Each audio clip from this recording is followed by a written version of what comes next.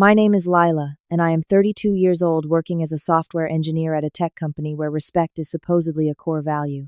For 2 years, I poured my heart into developing SecureShield, a security software platform on the side. During a critical management meeting, our CTO, Marcus, publicly ridiculed my project, calling it just a hobby. His exact words still ring in my ears. Call me when it can write a 7-figure check. Little did he know that in just 14 days I would turn his mockery into a $1 million lesson in humility that left him speechless in the boardroom. Before I tell you how I transformed that insult into a 7-figure contract, drop a comment letting me know where you are watching from and hit subscribe if you enjoy stories about persistence and unexpected success against the odds. Life at Technova was what most people would consider successful. As a senior software engineer in one of the fastest-growing tech companies in Boston, I had the kind of job many computer science graduates dream about. The glass and steel building downtown, the competitive salary, the prestige of working for a company making headlines in the tech world. From the outside looking in, I had made it. I graduated with honors in computer science from MIT 7 years ago and worked my way up from junior developer roles at 2 smaller companies before landing at Technova. Those early years taught me how to navigate the tech industry as a woman, which was valuable preparation for Technova's environment. The company culture was typical of many tech firms. While the HR materials emphasized diversity and inclusion, the leadership team told a different story. Of the 12 people in executive positions, only 2 were women, and both were in traditionally female roles: Head of Human Resources and Chief Marketing Officer. Technical leadership was entirely male, dominated with an unofficial boys' club mentality that became obvious within my first few weeks. My department reported directly to Marcus Stewart, the 45-year-old Chief Technology Officer, who had been with the company since its early days. With his Stanford education and previous exits from 2 successful startups, Marcus carried himself with the confidence of someone who believed his technical judgment was infallible. He had a reputation for being brilliant but difficult, particularly with female engineers. Several talented women had left the company after clashing with him, but the executive team overlooked these issues because of his technical contributions. In team meetings, Marcus had a habit of interrupting female engineers mid-sentence, only to rephrase their ideas and present them as his own minutes later. The first few times it happened to me, I thought I might be imagining things. By the 3rd month, the pattern was undeniable. My male colleagues received project assignments that showcased their technical skills, while I was repeatedly tasked with documentation, user interface improvements, and other work that, while important, kept me away from the core architecture decisions. Despite these challenges, I found ways to carve out meaningful work. I built strong relationships with product managers who appreciated my ability to translate technical concepts for non-technical stakeholders. I mentored junior developers who came to me for guidance, and most importantly, I channeled my frustration into a side project that eventually became SecureShield. The idea for SecureShield came to me 2 years ago when I discovered a significant security vulnerability affecting enterprise systems during a routine code review. The vulnerability was complex enough that existing security tools failed to detect it, creating a blind spot for even sophisticated organizations. Rather than just reporting the issue, I began developing a more comprehensive solution on evenings and weekends. What started as a proof of concept evolved into a robust security platform with features that surpassed many commercial alternatives. I built SecureShield to be intuitive yet powerful, addressing the specific gaps I had identified in enterprise security systems. The platform could detect unusual access patterns, identify potential data exfiltration, and provide actionable alerts before breaches occurred. My closest ally at Technova was Jasmine Chen, a brilliant data scientist who recognized the potential in SecureShield immediately. Unlike many colleagues who saw side projects as distractions, Jasmine understood that innovation often happens outside official channels. What you are building could revolutionize how companies approach security, she told me one evening as we reviewed the latest version in a coffee shop near the office. Technova should be funding this, not making you work on it in your spare time.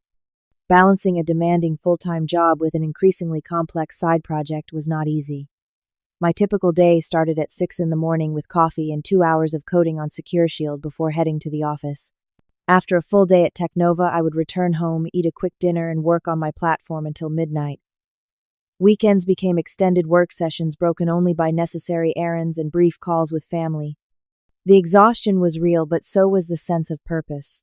In those late-night coding sessions, I found the creative freedom and technical challenges that were increasingly absent from my day job. With each new feature I implemented, I became more convinced that SecureShield could fill a critical gap in the market. I kept my work on SecureShield relatively quiet at Technova, sharing details only with trusted colleagues like Jasmine.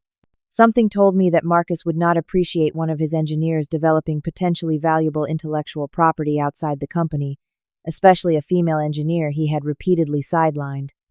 As SecureShield took shape, I began to see Technova differently. The company's technical decisions, once impressive to me, now revealed concerning blind spots, particularly in security architecture. Ironically, many of these vulnerabilities could be addressed with the very solution I was building in my apartment after hours. The question was whether anyone in leadership would be willing to listen to me long enough to understand what I had created. The opportunity to find out came sooner than I expected through a series of events that would dramatically change my career trajectory and eventually lead to that fateful boardroom confrontation with Marcus. Looking back, I realized that his dismissive attitude toward me was not just professionally frustrating, but ultimately became the catalyst for his own downfall. The turning point came during a routine security audit that revealed several concerning vulnerabilities in Technova's client data storage systems. The findings weren't catastrophic, but they indicated deeper architectural issues that could eventually lead to serious breaches. As I reviewed the audit report, I realized that SecureShield could address nearly all the identified problems more efficiently than any solution the company was currently considering. This realization presented both an opportunity and a dilemma. On one hand, I could continue developing SecureShield independently, potentially launching it as a separate business once it was market ready. On the other hand, if I truly believed in its value, shouldn't I offer it to my employer first? Despite my frustrations with the company culture, I still felt a professional obligation to Technova and its clients. After careful consideration, I decided to present SecureShield as a potential solution to our security challenges. Before approaching senior management, I spent several weekends refining the platform, improving the user interface, and developing a comprehensive demonstration that would showcase its capabilities to non-technical stakeholders. My direct manager, Diana Miller, was skeptical when I requested a meeting to discuss my solution. "Lila, the security task force is already evaluating vendors," she said, barely looking up from her laptop. "Marcus has meetings scheduled with 3 major security firms next month." "I understand that," I replied, maintaining a confident tone despite my racing heart. "But what if we already have a solution that could save the company time and money? Would it not be worth at least a brief presentation?" Diana sighed, finally giving me her full attention. "Look, I appreciate your initiative, but you know how these things work. Marcus has specific ideas about how to address the security issues, and he typically prefers established vendors. All I'm asking for is 15 minutes to demonstrate what I've built," I persisted. "If it doesn't meet the company's needs, no harm done." After some additional persuasion, Diana reluctantly agreed to arrange a preliminary meeting with Alexander Garcia, our director of product management, who had more influence with the executive team than she did. "But keep your expectations realistic," she warned, "and make sure your regular work doesn't suffer while you prepare for this." The meeting with Alexander the following week exceeded my cautious expectations. Unlike Marcus, he listened attentively as I outlined SecureShield's capabilities and demonstrated how it could address Technova's specific security vulnerabilities. By the end of our 30-minute discussion, his initial politeness had transformed into genuine interest. "This is actually impressive, Lila," he said, reviewing the technical specifications I had provided. "You built this entirely on your own time." "Yes," I confirmed. "It started as a solution to a specific problem I identified, but it has evolved into a comprehensive security platform." Alexander tapped his pen thoughtfully against his notebook. "The timing is interesting. The executive team is meeting next week to discuss security vendors. I think they should see this before making any decisions." He paused, considering something. "It won't be easy to get you on the agenda, especially with Marcus controlling most technology presentations, but I'll see what I can do." 3 days later, I received an email that sent a jolt of excitement through me. The subject line read, "Executive Team Meeting Security Solutions Presentation." I had been allocated a 20-minute slot to present Secure Shield to the entire executive leadership team, including our CEO, Richard Calloway.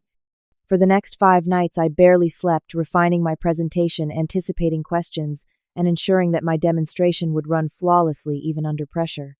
Jasmine helped me prepare for the most challenging questions, particularly those that Marcus might ask to undermine my proposal. He's going to focus on scalability and enterprise integration, Jasmine predicted during our final preparation session. Those are his go-to criticisms for new technologies. Make sure you have concrete examples ready. The day of the presentation arrived, and despite my exhaustion, adrenaline kept me sharp as I entered the executive conference room.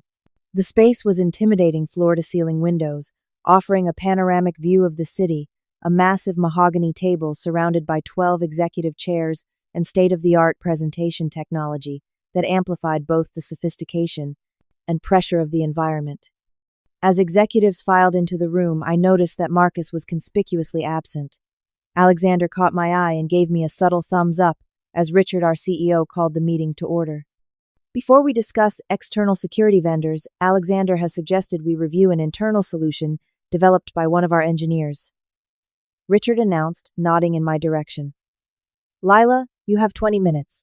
The floor is yours.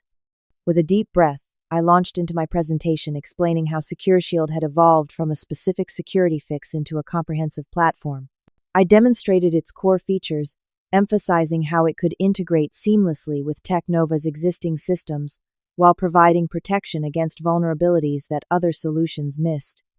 As I spoke, I could see genuine interest from most of the executives. The chief financial officer asked detailed questions about implementation costs compared to external vendors. The head of client relations wanted to know how quickly the solution could be deployed to protect customer data. Just as I was responding to a question about compliance features, the conference room door opened and Marcus walked in 15 minutes late. He nodded curtly to Richard and took his seat, scanning the presentation slides with a frown that deepened as he realized what was being discussed. I maintained my composure and continued the presentation, though I could feel Marcus's critical gaze as I explained the technical architecture of Secure Shield. When I finished my prepared remarks, the room was silent for a moment before Richard spoke. This is quite impressive, Lila. You've identified issues we weren't even aware of and provided a potential solution. He turned to the other executives. Thoughts? Several positive comments followed, with particular enthusiasm from the Chief Operating Officer, who appreciated the operational efficiencies the platform could create. Alexander added his endorsement, highlighting how Secure Shield aligned with our product roadmap. As the discussion continued, Richard turned to Marcus. You've been quiet, Marcus. As CTO, we'd value your technical assessment. Marcus cleared his throat, his expression unreadable. It's an interesting academic exercise, he said finally. But there's a significant difference between a personal project and an enterprise-grade security solution. I'd need to review the code thoroughly before making any recommendations. Of course, Richard nodded. How much time would you need?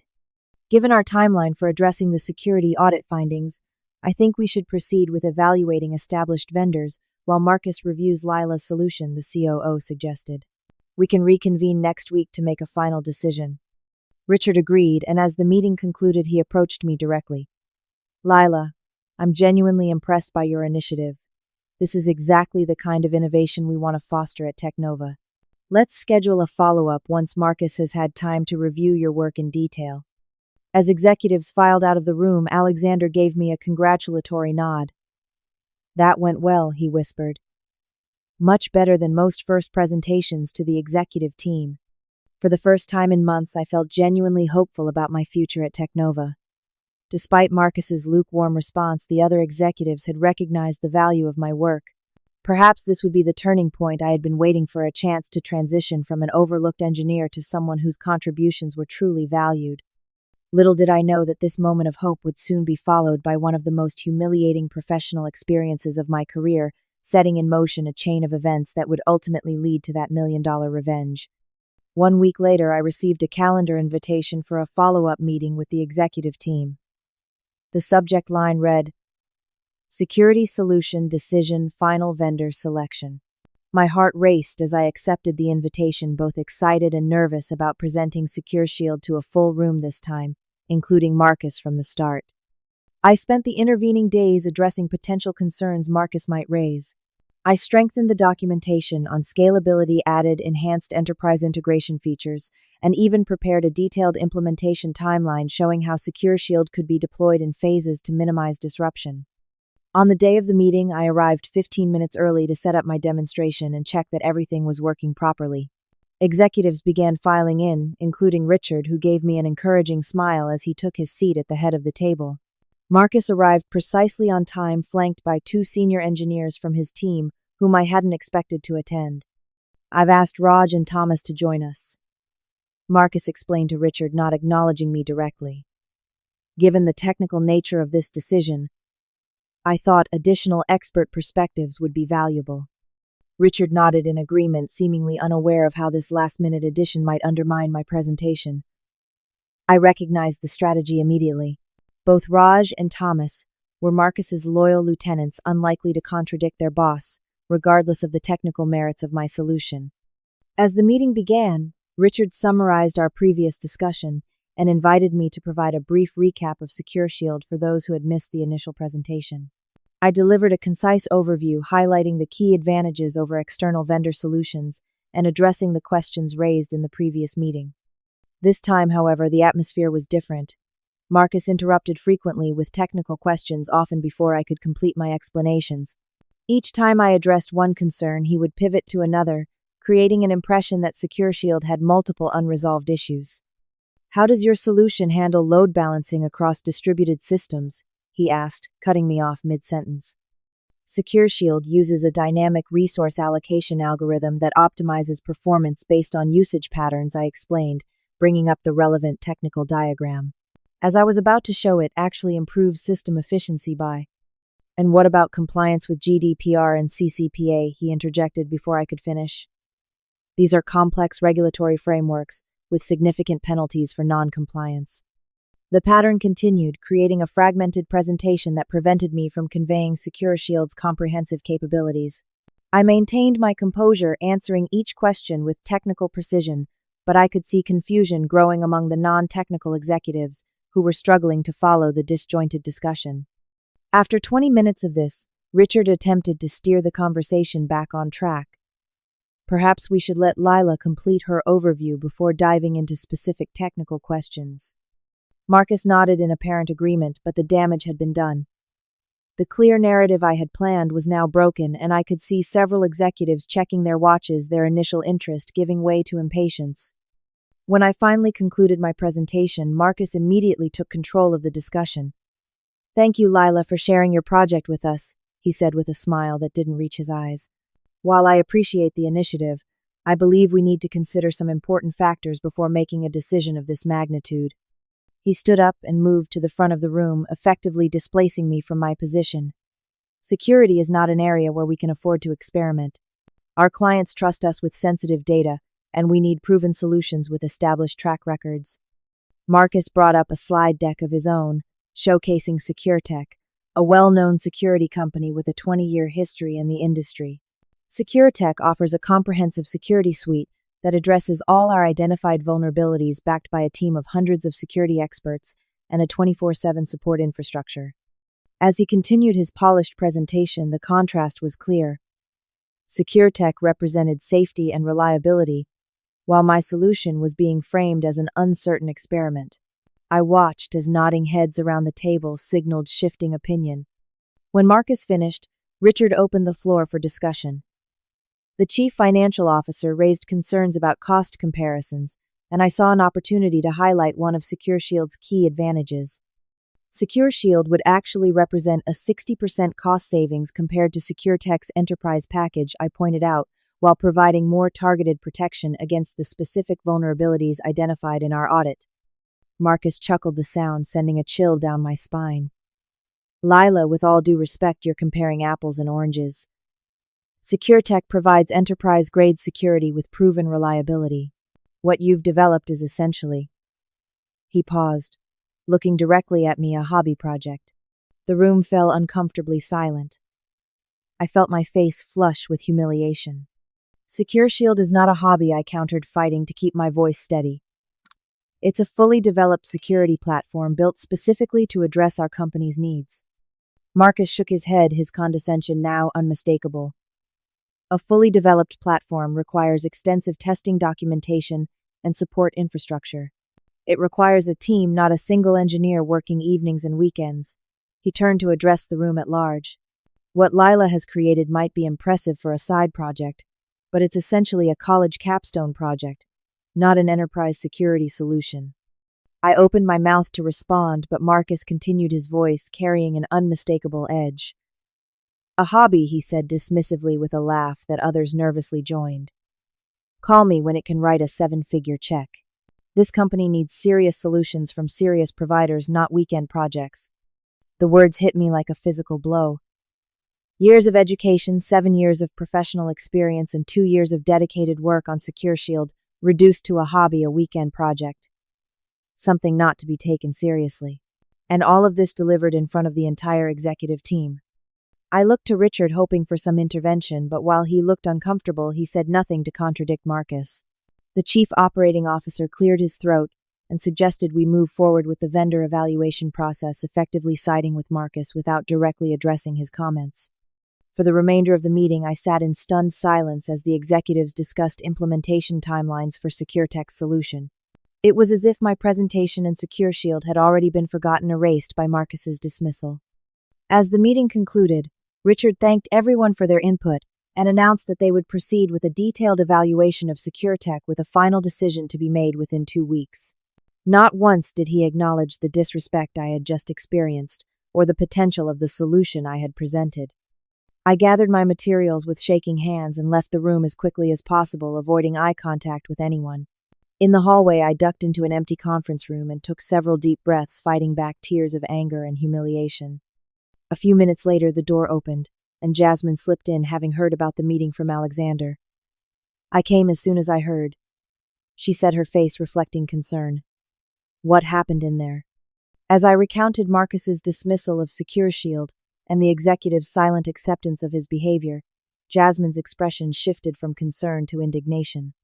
That's not just unprofessional, it's deliberately cruel, she said, and strategically suspicious. Why would he go out of his way to humiliate you unless he feels threatened by what you've built? Her question gave me pause. What do you mean? Think about it, Jasmine continued. If Secure Shield is as good as we both know, it is why push so hard for an external vendor that costs more and doesn't address our specific vulnerabilities as effectively. There has to be more to the story. That evening, I did some research on SecureTech and discovered something interesting. Marcus had previously worked as an advisor to the company and maintained close personal ties with their CEO, David Reynolds. They had attended Stanford together and remained friends, frequently appearing in industry panel discussions as allies.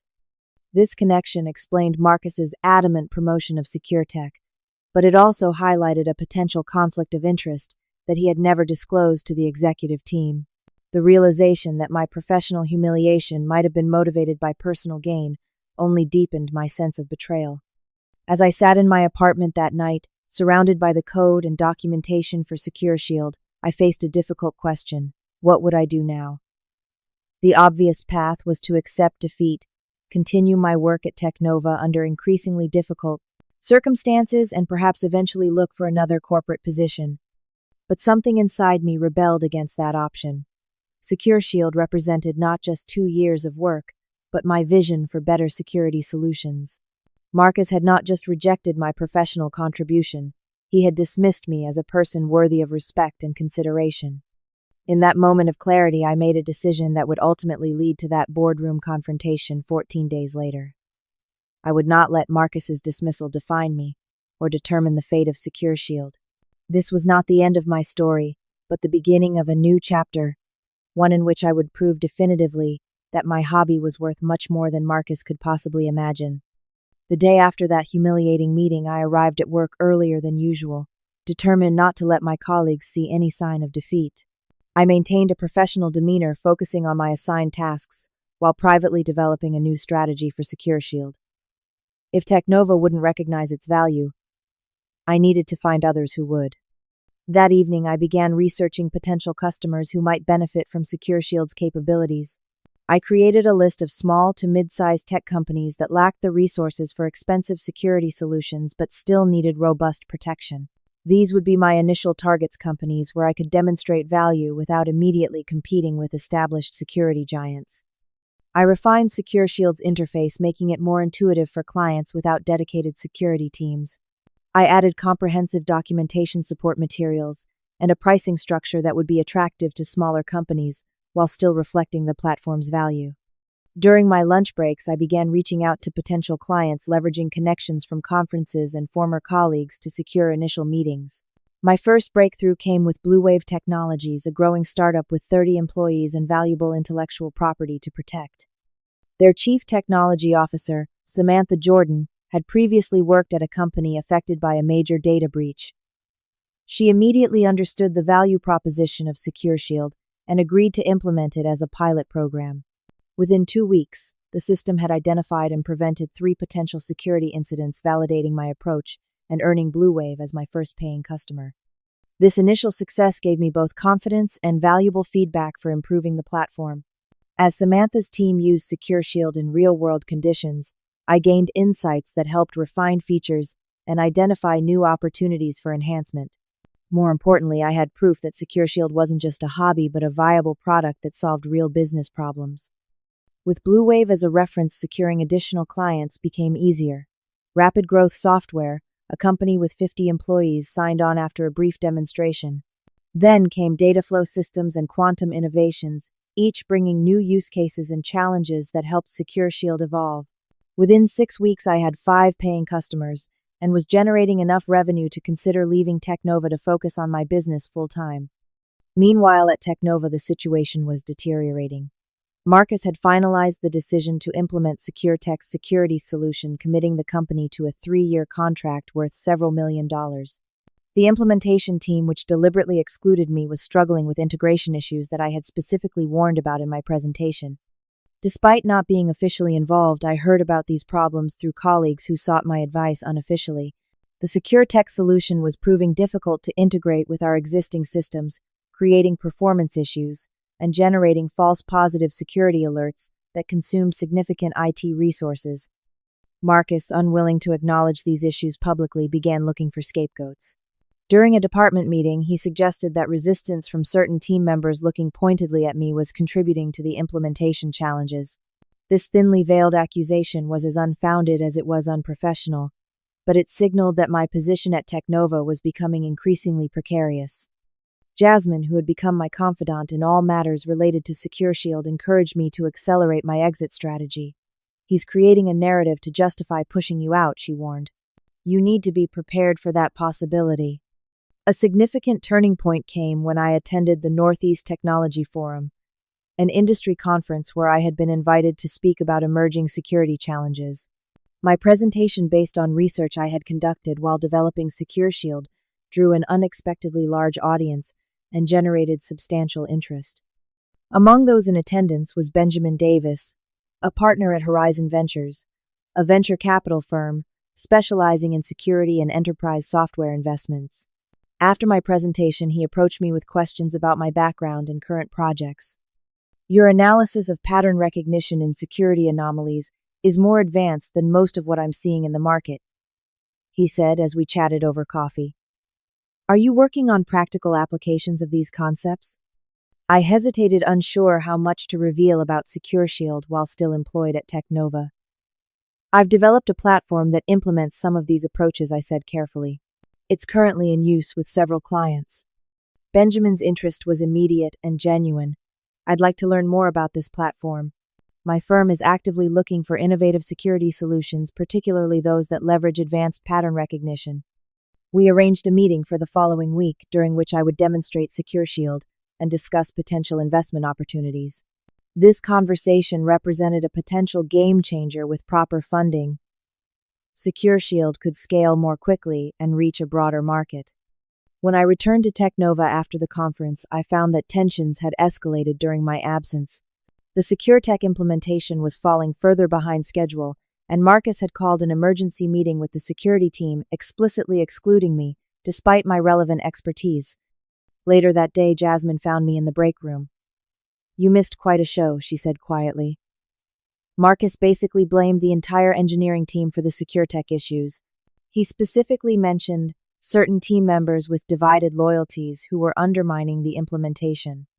That's ridiculous, I replied, feeling a surge of anger. I've been completely professional despite his behavior.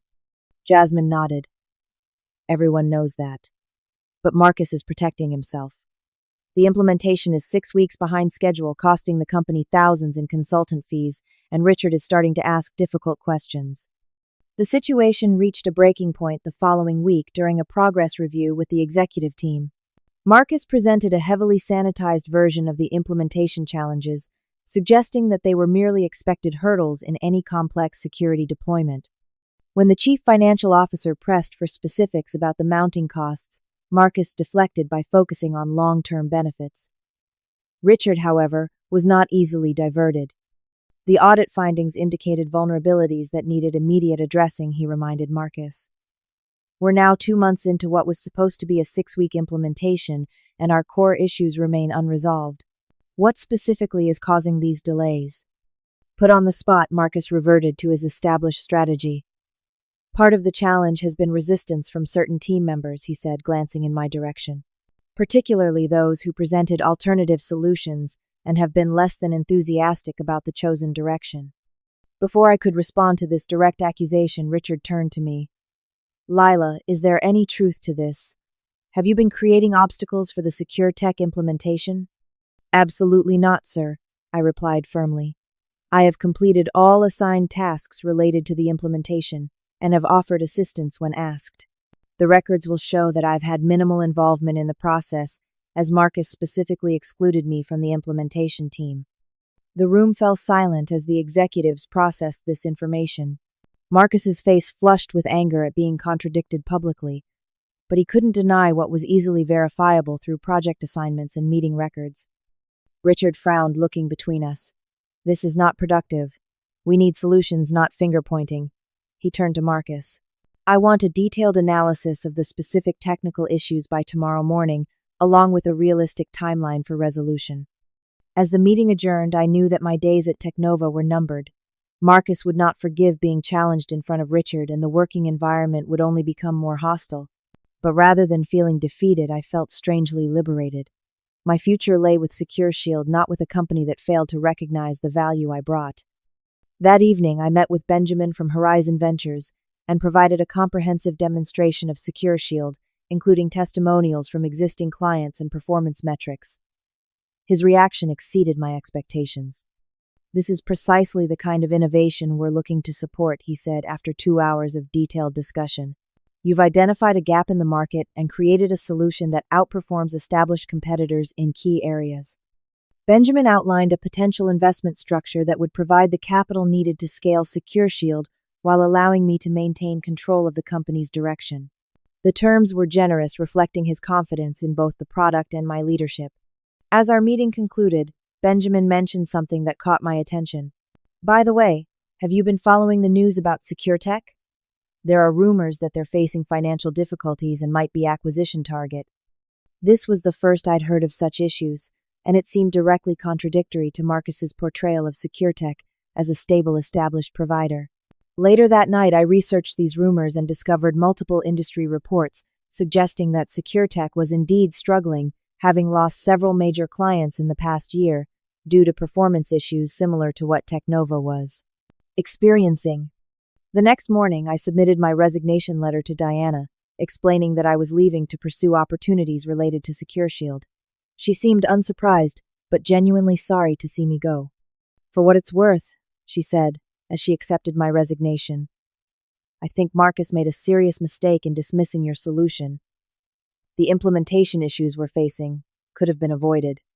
My 2-week notice period was awkward, but mercifully brief. Marcus avoided direct interaction with me, communicating only through email when absolutely necessary. I used the time to document my projects thoroughly and transition responsibilities to colleagues. On my final day, Richard called me into his office for an exit interview. He seemed genuinely curious about my decision to leave and listened attentively as I explained my plans for SecureShield. I'm sorry to lose you, Lila, he said as our conversation concluded. "The company is poorer for your departure. If things don't work out with your venture, my door is always open." I thanked him for the opportunity to work at Technova, but knew that I wouldn't be returning. As I left the building for the last time carrying a small box of personal items, I felt not regret but anticipation for what lay ahead. What I didn't know then was that Benjamin's mention of SecureTech's troubles was more significant than I initially realized. It would become the key to a series of events that would bring me back to Technova's boardroom under very different circumstances, facing a stunned Marcus across the table as he realized the true value of the hobby he had so casually dismissed. 2 days after leaving Technova, I met with Benjamin and his team at Horizon Ventures for a formal investment discussion. The meeting, held in their sleek downtown offices, felt worlds away from the corporate environment I had just left. Instead of skepticism and dismissal, I was met with genuine interest and strategic thinking. "We've completed our initial due diligence on SecureShield," Benjamin began, "and we're even more convinced of its potential. The technical architecture is solid, early customer feedback is exceptional, and the market need is clear." He slid a document across the table outlining an investment proposal that exceeded my expectations. Horizon was offering $3 million in funding in exchange for a 20% equity stake, valuing SecureShield at $15 million. The terms included board representation for Horizon but left me with majority control and the CEO position. "This is incredibly generous," I said, reviewing the figures, "but I want to be transparent about something. I currently have only 5 clients and limited infrastructure. While I believe in SecureShield's potential, this valuation seems premature." Benjamin smiled. "We're investing in future potential, not current revenue. Our analysis suggests that with proper funding and support, SecureShield could capture a significant portion of the mid-market security segment within 18 months. He paused, tapping his pen thoughtfully. "There's also another opportunity we should discuss, one that could accelerate your growth trajectory significantly." He explained that Horizon had been tracking SecureTech for several months. The company, once a leader in enterprise security, had failed to innovate effectively and was losing market share to more agile competitors. Their stock had dropped 30% in the past year, and they were quietly exploring acquisition options. "We believe SecureTech could be acquired at a very favorable valuation," Benjamin explained. "Their client list and brand recognition remain valuable even if their technology is outdated. Combining their market presence with SecureShield's superior technology could create a formidable competitor in the security space." The idea was audacious, perhaps even outrageous. SecureShield, a startup with minimal revenue, acquiring an established player like SecureTech would be unprecedented. Yet the more Benjamin outlined the strategy, the more feasible it seemed.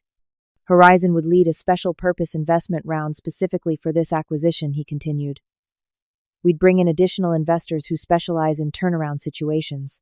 The combined entity would retain the SecureTech name initially for market recognition but would transition to SecureShield's technology platform." My mind raced with the implications. This wasn't just about building a successful company anymore. It was about fundamentally reshaping a segment of the security industry. And yes, if I was honest with myself, it was also about definitively proving Marcus wrong in the most dramatic way possible. "I need time to think about this," I said finally. "It's a much bigger play than I had envisioned." Benjamin nodded. "Take the weekend. But don't overthink it. Sometimes the boldest moves yield the greatest rewards." Over the next 2 days, I oscillated between excitement and terror. The basic funding offer was already life-changing, but the acquisition strategy introduced an entirely new level of complexity and risk. I called Jasmine, one of the few people who understood both the technical and personal dimensions of my situation. "It's incredibly risky," she acknowledged after I explained the proposal. "But also brilliant. SecureTech has market position but outdated technology. You have cutting-edge technology but limited market reach. It's a natural fit." "But what if it fails?" I asked. "This would be so much more visible than just a startup that didn't make it." "What if it succeeds?" she countered. "Lila, you've spent years being underestimated and sidelined. This is your chance to rewrite that story completely." Monday morning, I called Benjamin and accepted both the investment offer and the acquisition strategy. Events moved with stunning speed after that. Horizon announced their investment in SecureShield, triggering interest from technology publications and additional investors. Within 3 weeks, we had secured the total funding needed for the SecureTech acquisition approach. The actual acquisition process was far more complex and stressful than I had anticipated. SecureTech initially rejected our offer, dismissing it as unrealistic coming from an unproven startup. But their financial position was weaker than they publicly acknowledged, and when we increased our offer slightly and demonstrated secure funding, their board became more receptive. Negotiations consumed my days and nights. I assembled a team of legal and financial advisors, all working under intense pressure and strict confidentiality. There were multiple moments when the deal seemed on the verge of collapse, disagreements over valuation, unexpected liabilities discovered during due diligence, and resistance from SecureTech executives who feared for their positions. Even Jasmine, who had initially supported the plan, expressed doubts as complications multiplied. "Are you sure this is worth it?" she asked during a particularly difficult week when a key contract detail threatened to derail the entire acquisition. "You could build SecureShield organically without all this stress and complexity." I understood her concern but remained committed to the strategy. "This isn't just about building a successful company," I admitted. "It's about making a statement about who gets to define value in this industry." The turning point came when several of SecureTech's major clients, frustrated with ongoing performance issues, threatened to not renew their contracts. This development weakened SecureTech's negotiating position significantly and created urgency for their board to complete the deal. 14 days after initiating the acquisition process, I sat in a conference room surrounded by lawyers, investment bankers, and board members from both companies. After 12 hours of final negotiations and document reviews, the agreement was signed. SecureShield had officially acquired SecureTech for $42 million, creating a new entity that combined SecureTech's market position with SecureShield's superior technology.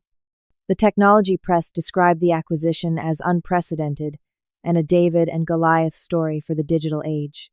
Industry analysts, initially skeptical, became more positive as they understood the strategic rationale behind the merger. Several publications featured profiles of me, the engineering wonderkind, who engineered a startup miracle. As I reviewed these articles in my new office, I couldn't help but wonder if Marcus had seen them and what he thought about the hobby project now. But I had little time for such reflections. The real work of integration was just beginning, and it proved even more challenging than the acquisition itself. Merging two companies with different cultures, technologies, and market approaches required intense effort and difficult decisions. I retained key technical talent from SecureTech, but replaced most of the executive team, including their CEO. We began the complex process of transitioning clients to the SecureShield platform while maintaining the service levels they expected. During this chaotic period, I received an unexpected call from Jasmine. "Have you been following what's happening at Technova?" she asked. I hadn't. My focus had been entirely on the acquisition and integration. "The SecureTech implementation is a complete disaster," she continued. "They've had 3 security breaches in the past month, exactly the kind that your system would have prevented. Richard is furious, and Marcus is increasingly defensive." This information was interesting but seemed disconnected from my current challenges until Jasmine added, "And here's the really interesting part. Technova is contractually locked into SecureTech's services for another 2.5 years. The implication hit me immediately. Technova was now my client, and Marcus would be dependent on my company for critical security services. The irony was almost too perfect. That evening, I reviewed Technova's contract with SecureTech, now part of my company's portfolio. The agreement was indeed binding, with substantial penalties for early termination. More importantly, it was coming up for its quarterly service review, a meeting where the provider traditionally discussed performance metrics and potential service adjustments with the client. An idea began to form, one that would bring the story full circle in a way I hadn't anticipated. I drafted new service terms for Technova, including a priority service fee of $1 million for expedited support and enhanced security monitoring services they desperately needed given their recent breaches. Then I sent an email to Richard introducing myself as the new CEO of SecureTech SecureShield and requesting a meeting to discuss their service agreement. His response came within hours, accepting the meeting and expressing both surprise at the acquisition and concern about recent security issues.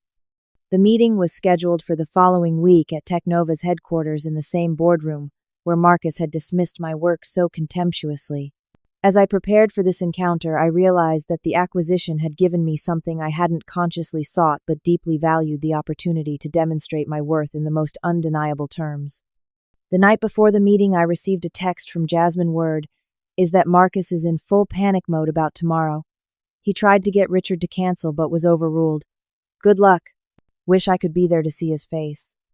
I replied with a simple thank you, but felt a complex mix of emotions. This wasn't just about personal vindication. It was about correcting a fundamental injustice in how value and competence are recognized in the technology industry. Tomorrow would be about more than $1 million fee. It would be about changing the power dynamic permanently. The Technova headquarters looked exactly as I remembered it, but walking through the lobby felt entirely different. Instead of being an employee with a badge, I was now escorted as a VIP visitor, the CEO of a company that Technova critically depended on. The security guard, who had barely acknowledged me for years now, stood a little straighter as he checked my ID and called for my escort. Diana, my former manager, had been assigned to bring me to the boardroom. Her eyes widened when she saw me in the lobby.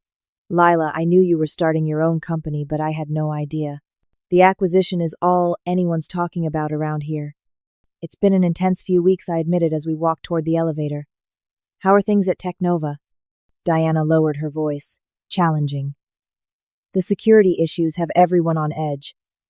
3 breaches in a month, clients threatening to leave. Richard is looking for solutions, but Marcus keeps insisting the problems are implementation issues, not the technology itself. We arrived at the boardroom to find several executives already seated, including Richard at the head of the table. He stood to greet me, extending his hand. Lila, quite a surprise to see you in these circumstances. Congratulations on your company's success. Thank you, Richard, I replied, shaking his hand firmly. I appreciate you making time for this meeting on short notice. As we exchanged pleasantries, the door opened again and Marcus entered. He froze momentarily when he saw me, his expression shifting from confusion to recognition to barely concealed alarm. He had clearly not been informed who the new CEO of SecureTech SecureShield was. Marcus, you remember Lila, Richard said, gesturing toward me. As it turns out, she's now the CEO of our security provider following a rather impressive acquisition. Marcus recovered quickly, forcing a tight smile as he took his seat. Yes, quite a surprise. Congratulations. The Chief Financial Officer and Chief Operating Officer arrived, completing the executive group. Richard opened the meeting by expressing concern about the recent security breaches and their impact on client confidence. We need immediate solutions, he concluded. Our current situation is untenable. This was my cue. I opened my presentation with an overview of the acquisition and the new company structure. SecureTech's technology had fallen behind industry standards, I explained, which is why we've begun transitioning all clients to the SecureShield platform, a more advanced security solution developed over the past 2 years. I paused, making direct eye contact with Marcus. Some of you may remember that I presented this exact solution in this very room several months ago. The room was silent as the executives processed this information. Richard glanced at Marcus, whose face had become expressionless. The good news, I continued, is that we can address Technova's security vulnerabilities immediately by accelerating your transition to the SecureShield platform. Our technical team has already analyzed your recent breaches and identified the underlying issues. I proceeded to outline a comprehensive solution that would resolve their immediate security concerns while setting up a more robust long-term architecture. The presentation was detailed, technical, and precisely targeted to Technova's specific needs, demonstrating an understanding of their systems that no external vendor could match. When I finished, Richard nodded appreciatively.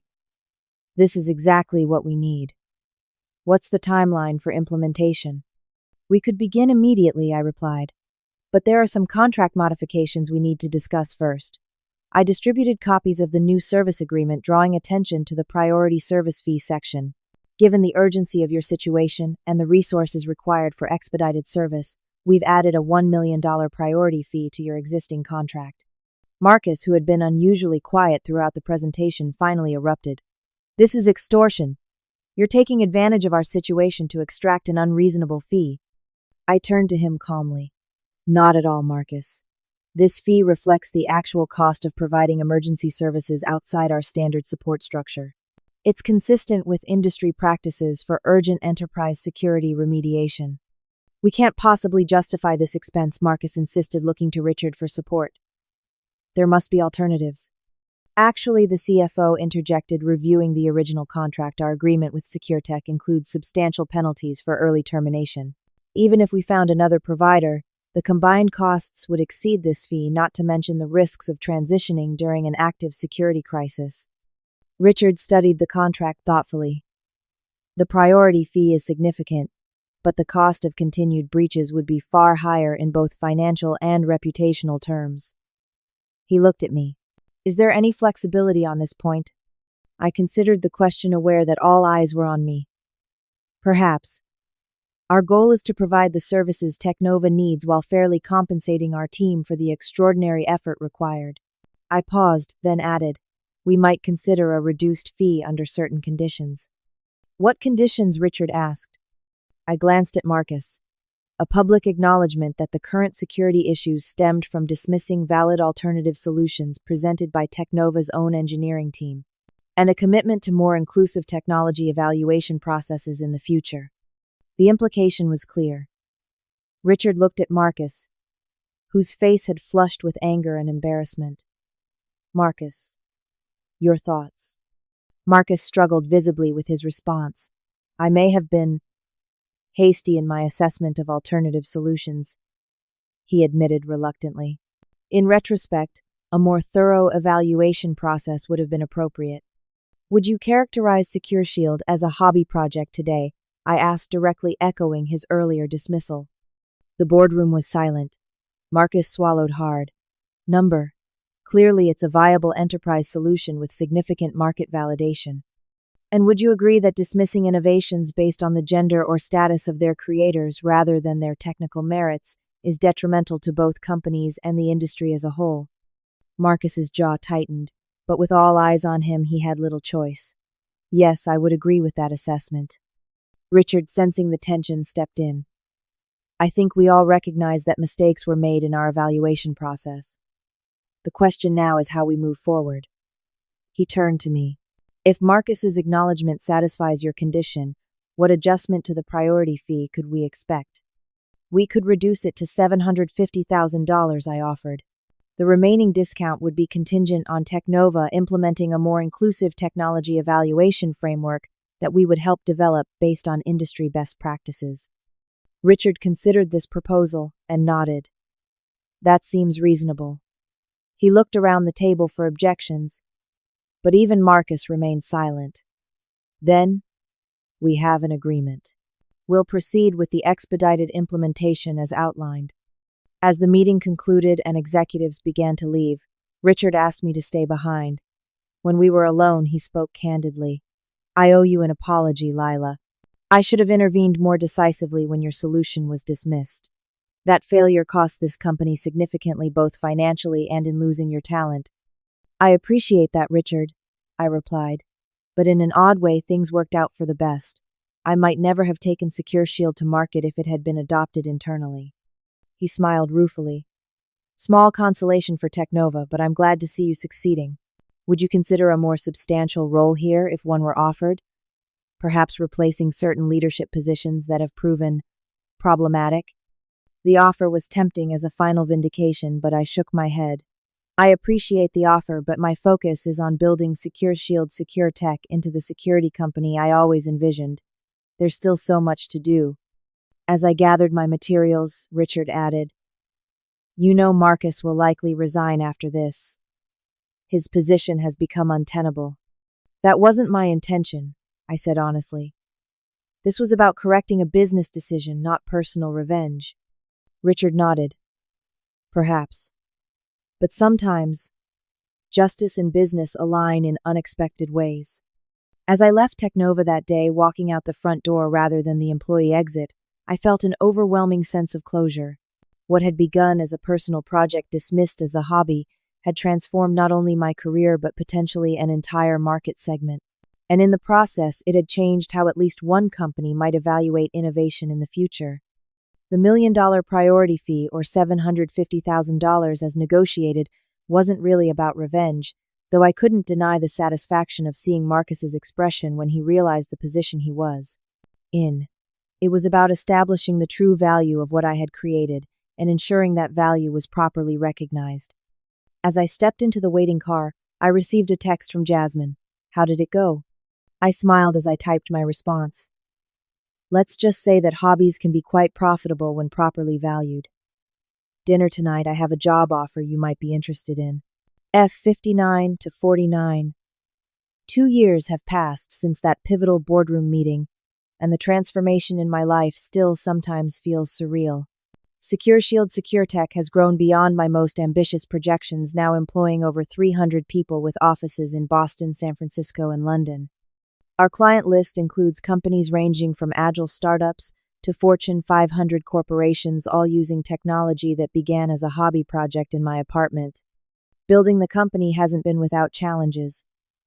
Merging two distinct corporate cultures proved even more difficult than I anticipated, requiring difficult decisions and occasionally painful transitions. Several long-time SecureTech executives resisted the shift to SecureShield's more innovative approach, resulting in necessary departures. But we retained the talented engineers and customer support specialists who formed the backbone of both organizations. One of my first executive hires was Jasmine, who joined as Chief Data Officer, bringing her exceptional analytical skills and genuine passion for innovation. She helped refine our core technology, incorporating machine learning capabilities that further differentiated our platform from competitors. With her leadership, we've continued to stay ahead of emerging security threats, maintaining our position as an industry leader. I also recruited several former Technova engineers who had been similarly overlooked in the company's male-dominated technical hierarchy. Their contributions have been invaluable both technically and in shaping a corporate culture that values diverse perspectives and approaches. That culture has become one of our greatest strengths and a key differentiator in the competitive security market. We've built an environment where innovation is evaluated on its merits rather than its source, where transparency is valued over hierarchy, and where personal growth is considered essential to company success. The result has been unprecedented employee retention rates and a continuous stream of internal innovations that keep our technology at the cutting edge. The impact of our approach extends beyond our own company. Our success has influenced how other technology firms evaluate and support employee initiatives, particularly those from traditionally underrepresented groups. Several industry publications have featured case studies on our innovation model, and I've been invited to speak at conferences about building more inclusive technical organizations. As for Technova, the aftermath of our meeting unfolded much as Richard predicted. Marcus resigned within a month, citing personal reasons, but clearly pushed out by a board that had lost confidence in his judgment. The company implemented the inclusive evaluation framework we helped develop, resulting in a more balanced approach to technology decisions and a healthier internal culture. Richard occasionally reaches out with updates on their progress and continues to express regret about how my ideas were initially received. I bear no ill will toward Technova or even Marcus. In many ways, his dismissal of SecureShield was the catalyst that forced me to think bigger and pursue a path I might otherwise have hesitated to take. Speaking of Marcus, our paths crossed again at an industry conference last month. I spotted him at a networking reception standing alone with a drink, looking distinctly uncomfortable. He had aged visibly in the past 2 years, the stress of his professional setback evident in his appearance. My first instinct was to avoid him to preserve the distance that professional rivalry had created between us. But as I considered the situation, I realized that perpetuating that distance served no purpose. I had nothing to prove anymore to him or anyone else. I approached him directly, extending my hand. "Hello, Marcus. It's been a while." His surprise was evident, but he shook my hand. "Lila, congratulations on your continued success. It's been quite impressive to watch." "Thank you," I replied. "Are you working on anything interesting these days?" He hesitated, clearly uncomfortable. "Consulting mostly. Short-term projects. Nothing substantial." The admission clearly cost him, and I felt an unexpected wave of empathy. Marcus had defined himself by his professional status for so long that losing it had clearly been devastating. "We're expanding our advisory board," I said, making a decision in that moment. "We need people with experience in enterprise implementation. If you're interested, I could arrange a conversation with our board chair." His expression shifted from surprise to suspicion to cautious hope. Why would you do that? After what happened? Because talent shouldn't be wasted, I replied honestly, even when it comes wrapped in arrogance. You made a serious mistake in judgment, Marcus. But that doesn't erase your technical knowledge or experience. 2 weeks later, Marcus joined our advisory board. The arrangement has been surprisingly productive. He brings valuable perspective on enterprise client needs, and working in an advisory capacity rather than a leadership role seems to have tempered his more problematic tendencies. More importantly, the experience appears to be reshaping his understanding of innovation and where it can come from. This evolution in our professional relationship reflects the most important lesson I've learned through this journey.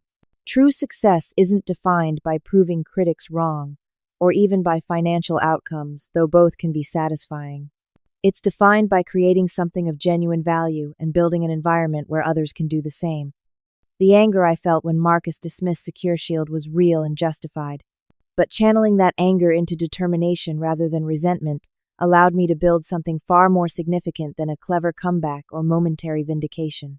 It allowed me to create a company that's changing how security is implemented across hundreds of organizations while providing opportunities for talented people who might otherwise be overlooked. There's a certain poetic justice in how everything unfolded, from the boardroom confrontation to Marcus eventually joining our advisory board. But the real victory wasn't in that $1 million fee or seeing the shock on his face when he realized who was now in charge of his essential security provider.